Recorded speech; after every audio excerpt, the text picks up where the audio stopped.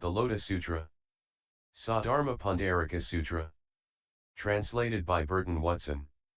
Nichiren.info. Chapter 16. The lifespan of the Tathagata. At that time the Buddha spoke to the Bodhisattvas and all the great assembly, "Good men, you must believe and understand the truthful words of the Thus Come One." And again he said to the great assembly, "You must believe and understand the truthful words of the Thus Come One."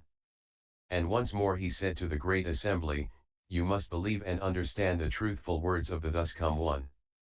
At that time the Bodhisattvas and the great assembly, with Maitreya as their leader, pressed their palms together and addressed the Buddha, saying, "World-honored one, we beg you to explain. We will believe and accept the Buddha's words." They spoke in this manner 3 times, and then said once more, "We beg you to explain it. We will believe and accept the Buddha's words." At that time the world-honored one, seeing that the Bodhisattvas repeated their request 3 times and more, spoke to them, saying, "You must listen carefully and hear of the Thus Come One's secret and his transcendental powers. In all the worlds the heavenly and human beings and asuras all believe that the present Shakyamuni Buddha, after leaving the palace of the Shakyas, seated himself in the place of practice not far from the city of Gaya and there attained Anuttara Samyuk. But good men, it has been immeasurable, boundless hundreds, thousands, 10,000s, millions of nayotas of kalpas since I in fact attained Buddhahood. Suppose a person were to take 500, 1,000, 10,000, a million nayota asamkhyas 1,000 million-fold worlds and grind them to dust. Then, moving eastward, each time he passes 500, 1,000, 10,000, a million nayota asamkhya worlds he drops a particle of dust. He continues eastward in this way until he has finished dropping all the particles. Good men, what is your opinion? Can the total number of all these worlds be imagined or calculated?" The Bodhisattva Maitreya and the others said to the Buddha, "World-honored one, these worlds are immeasurable, boundless, one cannot calculate their number, nor does the mind have the power to encompass them. Even all the voice hearers and pratyeka Buddhas with their wisdom free of outflows could not imagine or understand how many there are. Although we abide in the stage of avivartika, we cannot comprehend such a matter. World-honored one, these worlds are immeasurable and boundless." At that time the Buddha said to the multitude of great bodhisattvas, "Good men, now I will state this to you clearly. Suppose all these worlds, whether they received a particle of dust or not, are once more reduced to dust. Let one particle represent one kalpa. The time that has passed since I attained Buddhahood surpasses this by 100, 1,000, 10,000, a million nayota asamkhya kalpas.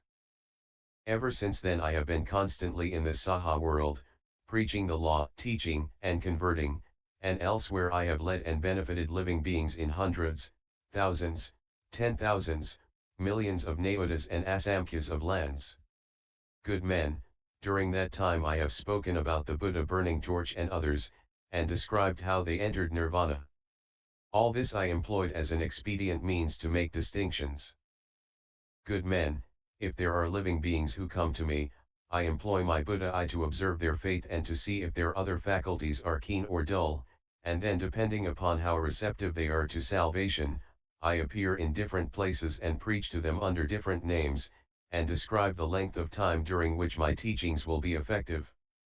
Sometimes when I make my appearance I say that I am about to enter nirvana, and also employ different expedient means to preach the subtle and wonderful law, thus causing living beings to awaken joyful minds. Good men, the Thus Come One observes how among living beings there are those who delight in a little law, meager in virtue and heavy with defilement. For such persons I describe how in my youth I left my household and attained Anuttara Samyuk. But in truth the time since I attained Buddhahood is extremely long, as I have told you. It is simply that I use this expedient means to teach and convert living beings and cause them to enter the Buddha way. That is why I speak in this manner. Good men, the scriptures expounded by the Thus Come One are all for the purpose of saving and emancipating living beings. Sometimes I speak of myself, sometimes of others, sometimes I present myself, sometimes others, sometimes I show my own actions, sometimes those of others. All that I preach is true and not false. Why do I do this? The thus come one perceives the true aspect of the threefold world exactly as it is. There is no ebb or flow of birth and death, and there is no existing in this world and later entering extinction. It is neither substantial, nor empty, neither consistent, nor diverse. Nor is it what those who dwell in the threefold world perceive it to be. All such things the thus come one sees clearly and without error. Because living beings have different natures, different desires, different actions, and different ways of thinking and making distinctions, and because I want to enable them to put down good roots, I employ a variety of causes and conditions, similes, parables, and phrases and preach different doctrines. This, the Buddha's work, I have never for a moment neglected. Thus, since I attained Buddhahood, an extremely long period of time has passed. My lifespan is an immeasurable number of asamkhyas kalpas, and during that time I have constantly abided here without ever entering extinction. Good men, originally I practiced the Bodhisattva way, and the lifespan that I acquired then has yet to come to an end but will last twice the number of years that have already passed. Now, however, although in fact I do not actually enter extinction, I announce that I am going to adopt the course of extinction. This is an expedient means which the thus come one uses to teach and convert living beings. Why do I do this? Because if the Buddha remains in the world for a long time, those persons with shallow virtue will fail to plant good roots but, living in poverty and lowliness, will become attached to the five desires and be caught in the net of deluded thoughts and imaginings. If they see that the thus come one is constantly in the world and never enters extinction, they will grow arrogant and selfish, or become discouraged and neglectful. They will fail to realize how difficult it is to encounter the Buddha and will not approach him with a respectful and reverent mind. Therefore, as an expedient means, the thus come one says, monks, you should know that it is a rare thing to live at a time when one of the Buddhas appears in the world. Why does he do this? Because persons of shallow virtue may pass immeasurable hundreds, thousands, 10,000s, millions of kalpas with some of them chancing to see a Buddha and others never seeing one at all. For this reason I say to them, monks, the thus come one is hard to get to see. When living beings hear these words, they are certain to realize how difficult it is to encounter the Buddha. In their minds they will harbor a longing and will thirst to gaze upon the Buddha, and then they will work to plant good roots. Therefore the thus come one, though in truth he does not enter extinction, speaks of passing into extinction. Good men, the Buddhas, and thus come ones all preach a law such as this. They act in order to save all living beings, so what they do is true and not false. Suppose, for example, that there is a skilled physician who is wise and understanding and knows how to compound medicines to effectively cure all kinds of diseases. He has many sons, perhaps 10, 20, or even 100. He goes off to some other land far away to see about a certain affair. After he has gone, the children drink some kind of poison that make them distraught with pain and they fall writhing to the ground. At that time the father returns to his home and finds that his children have drunk poison. Some are completely out of their minds, while others are not. Seeing their father from far off, all are overjoyed and kneel down and entreat him, saying, "How fine that you have returned safely. We were stupid and by mistake drank some poison. We beg you to cure us and let us live out our lives." The father, seeing his children suffering like this, follows various prescriptions. Gathering fine medicinal herbs that meet all the requirements of color, fragrance, and flavor, he grinds, sifts and mixes them together. Giving a dose of these to his children, he tells them, "This is a highly effective medicine, meeting all the requirements of color, fragrance, and flavor. Take it and you will quickly be relieved of your sufferings and will be free of all illness." Those children who have not lost their senses can see that this is good medicine, outstanding in both color and fragrance, so they take it immediately and are completely cured of their sickness. Those who are out of their minds are equally delighted to see their father return and beg him to cure their sickness, but when they are given the medicine, they refuse to take it. Why? Because the poison has penetrated deeply and their minds no longer function as before. So although the medicine is of excellent color and fragrance, they do not perceive it as good. The father thinks to himself, "My poor children." Because of the poison in them, their minds are completely befuddled. Although they are happy to see me and ask me to cure them, they refuse to take this excellent medicine.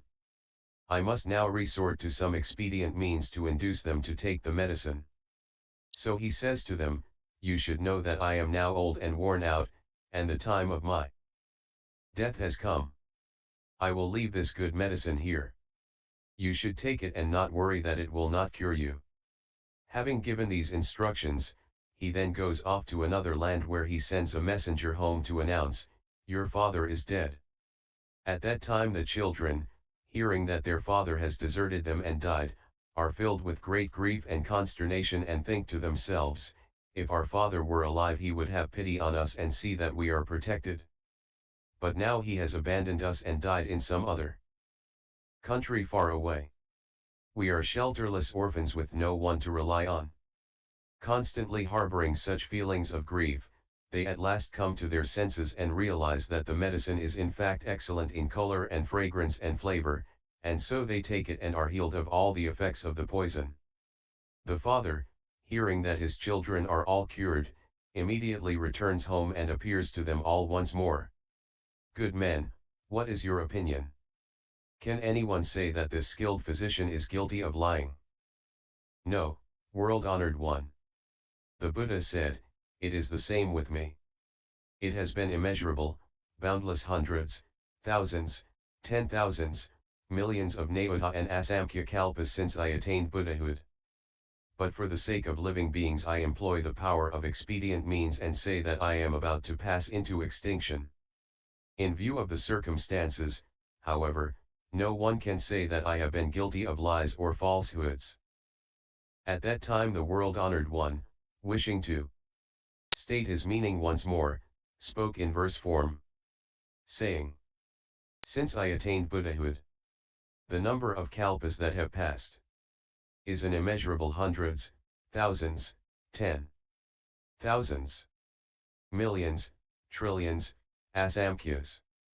Constantly I have preached the law, teaching, converting countless millions of living beings, causing them to enter the Buddha way. All this for immeasurable kalpas. In order to save living beings, as an expedient means I appear to enter nirvana, but in truth I do not pass into extinction. I am always here preaching the law.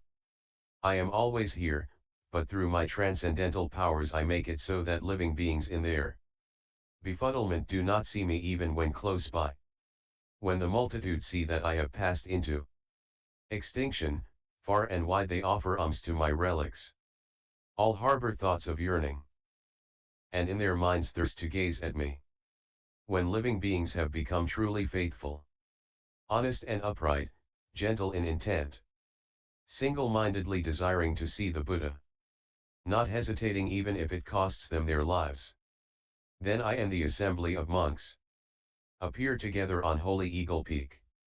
At that time I tell the living beings that I am always here, never entering extinction, but that because of the power of an expedient means at times I appear to be extinct, at other times not.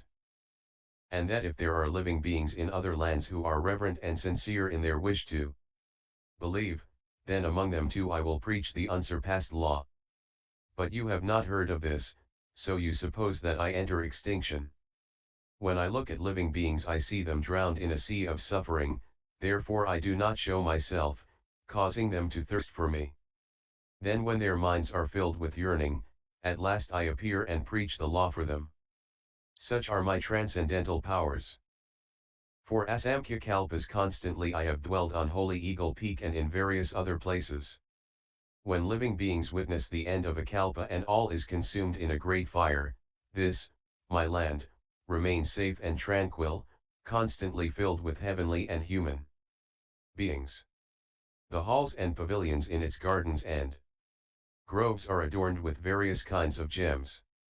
Jeweled trees abound in flowers and fruit where living beings enjoy themselves at ease. The gods strike heavenly drums, constantly making many kinds of music. Mandarava blossoms rain down, scattering over the Buddha and the great assembly. My pure land is not destroyed, yet the multitude see it as consumed in fire, with anxiety, fear, and other sufferings filling it everywhere.